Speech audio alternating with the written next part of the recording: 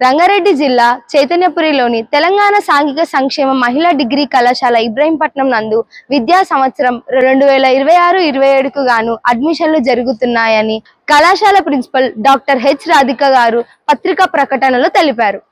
ప్రస్తుతం ఈ కళాశాలలో BA-HEP, BA-HEPA, BA-EPJ, BA-EPG, BA-EPS, BA-EPP, BA-HPML కోర్సులు అందుబాటులో ఉన్నాయి. ఆసక్తి గల విద్యార్థినులు తమ those registration ID, caste income సర్టిఫికేట్లు, 10th ఇంటర్ మెమోతో పాటు కళాశాలను సందర్శించవచ్చు. ఇంటర్లో 55% మార్కులు కలిగి తల్లిదండ్రుల వార్షిక ఆదాయం గ్రామీణ ప్రాంతాల్లో అయితే 1,50,000 లోపు, అదే నగర ప్రాంతాల్లో అయితే 2 లక్షల లోపు ఉంటే మీరు అడ్మిషన్ తీసుకోవడానికి అర్హులు.